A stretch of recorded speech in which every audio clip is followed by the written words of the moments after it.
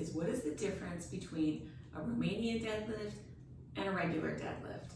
So I just wanted to do a quick demonstration. I know this isn't the greatest angle, but I don't have my videographer here to help, you know, give a better angle. So we're kind of using a tripod here, so forgive me. But what I want you to notice is the difference in this is how far I go down and what happens with my knees, okay? So a Romanian deadlift is gonna be better for you if you tend to have low back pain at all. It's gonna be a better choice, a safer choice. It's also gonna target your hamstrings much more than, say, the regular deadlift will. Regular deadlift targets the hamstrings as well, but a Romanian deadlift really targets the hamstrings. Both target hamstrings, glutes, quads, core, even a little bit of your arm muscles in there as well. But typically a deadlift, whether it's Romanian or regular, is gonna be a lower body exercise primarily. All right, so you can use either a barbell with weights on it, or you can use dumbbells, like heavy dumbbells would be good as well. There's also a single leg deadlift that I can show you as well. So let's do the regular deadlift first. So a regular deadlift, I'm gonna hold the bar. I'm gonna put my feet about hip width apart. My hands are gonna be similar on the smooth part of the barbell, okay? And you're gonna lift it up, all right? It's gonna stay close to the body, going down, but your arms are a little bit more relaxed than what they would be for a Romanian deadlift.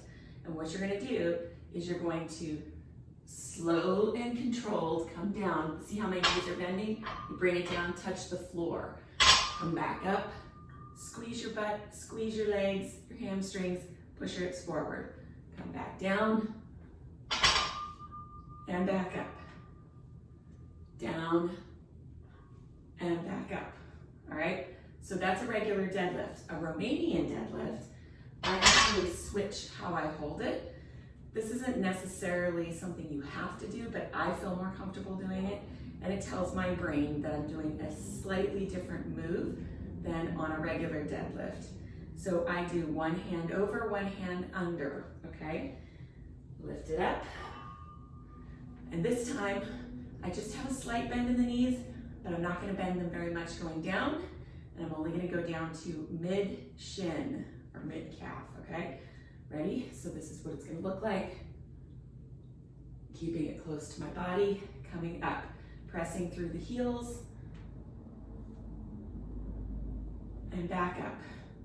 Always squeezing the glutes, and back up, all right? So that is the difference between those.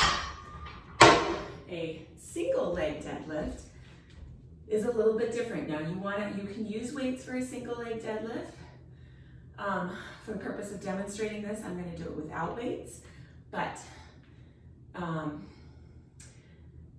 it is a little bit more challenging. It's gonna engage your core a little bit more. You're gonna want to find a spot on the wall, just like if you ever took a dance class or anything like that, and you do a lot of spinning, anything that's gonna throw you off balance, you wanna find a spot on the wall and stay focused on that, because as soon as your eyes come off of that spot, you're gonna lose your balance, all right? So a single leg deadlift is exactly what it sounds like, all right? So I find my spot on the wall, I come down slowly to about right there, come back, just touch the ground, slowly, come back, okay?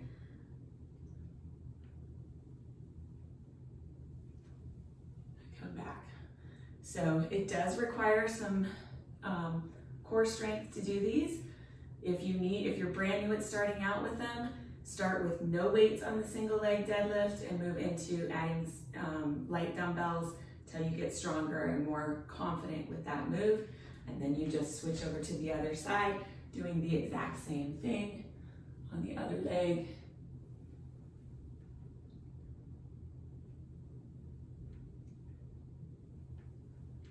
Like such, okay? There is also a kickstand Romanian deadlift, or RDL is what you might see them listed as at times. Kickstand just means your feet are going to be sort of like a bike with a kickstand, okay? And you're never going to actually move that back leg. Heel is going to be up off the ground. You're going to hold your dumbbells in your hands, and you're going to have a slight bend in that front knee, but it's not a squat, so we don't bend too much, okay? And come down, come back up, squeeze, down, back up, squeeze, down, back up, squeeze. And then you would switch and do the other side same way. You don't want to, with a kickstand RDL, you don't want to put your foot too far back, okay? That turns it into more of a split squat type of thing. Well, the more you bend your knees, the more it becomes a squat. But the point in the kickstand RDL is you want to keep that back leg a little bit closer to the front leg, always with the heel up off the ground. Find your spot on the wall, stay focused, come down, and back up. Putting those weights on either side of your leg, back up. Now, other thing, anytime you do a deadlift, the heavier you lift, the more you're putting yourself at risk of back injury. So you want to make sure that as you add weights, you put a weight belt on. I'm looking to see where my weight belt is. I think it is actually, oh, there it is. So I have this weight belt that I got from Amazon. And you want to get one that is sized for your body.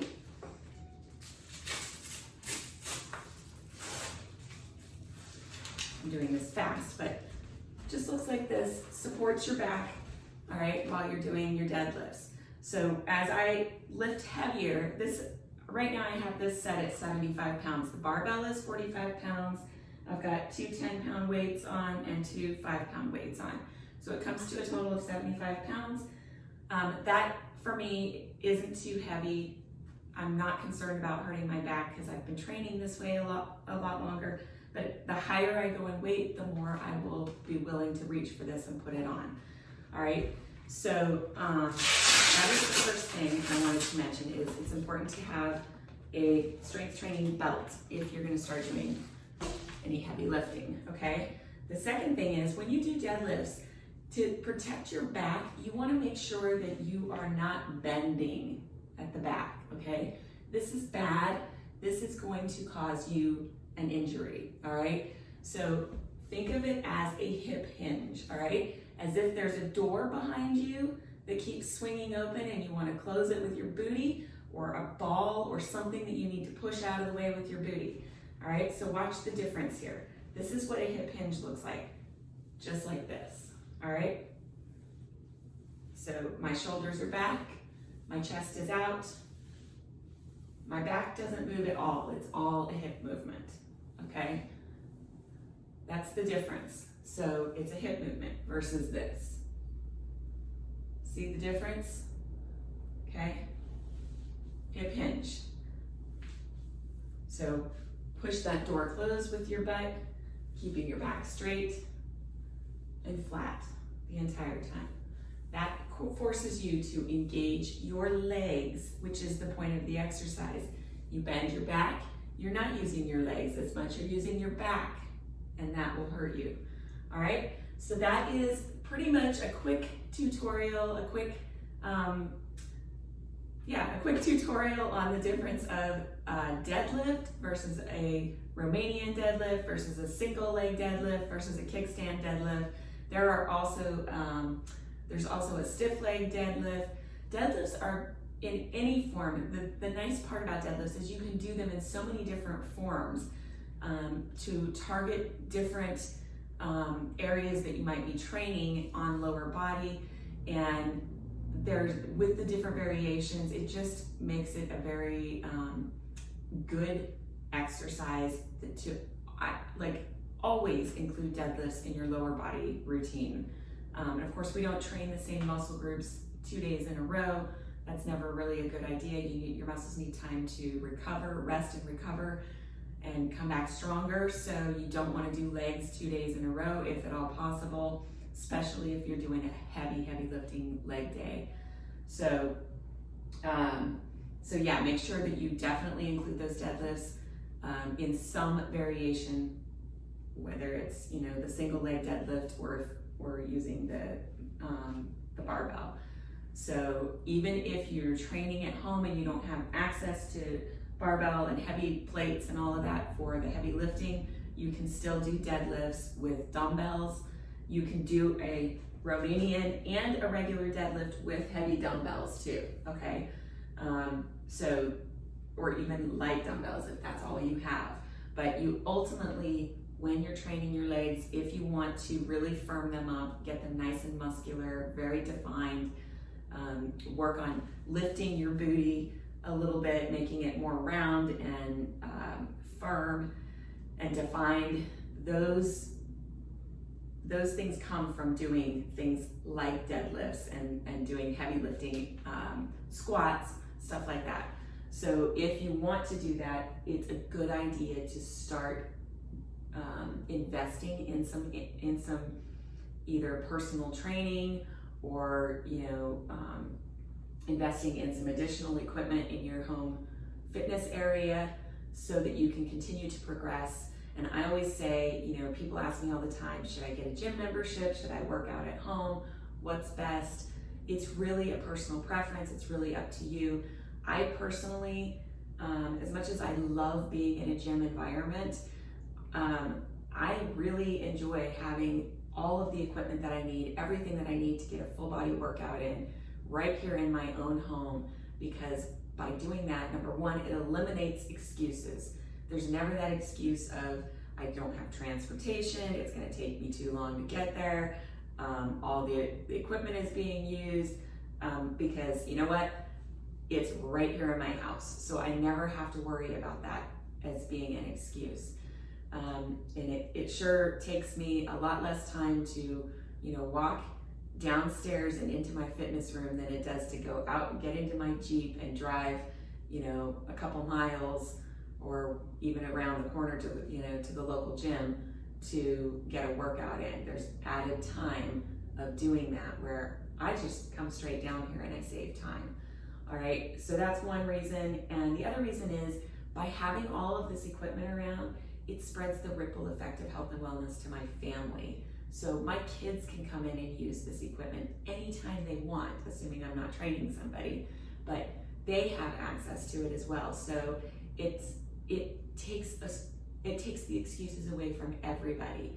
So it's just super convenient to have it all here, and it shows my family, gives them the opportunity as well, and it's less costly because I spend the money once instead of every month. It's less costly for me to have my, you know, my family members come in here and use this equipment in here because I've already purchased it.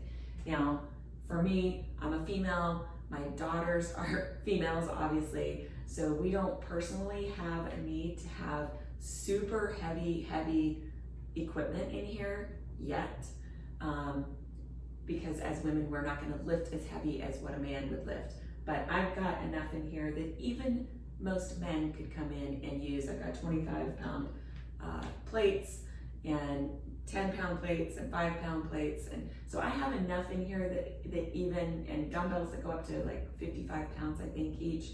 I have enough in here that I could give anybody pretty much a good, solid workout.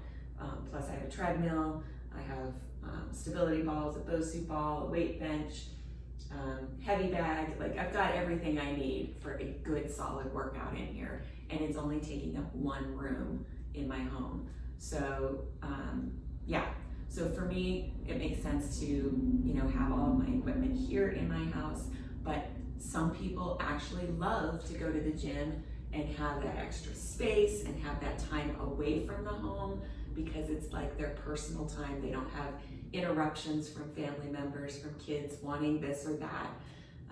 So I get it. It's personal preference. Whatever works for you. There is no right or wrong answer. So that is my 2 cents on that.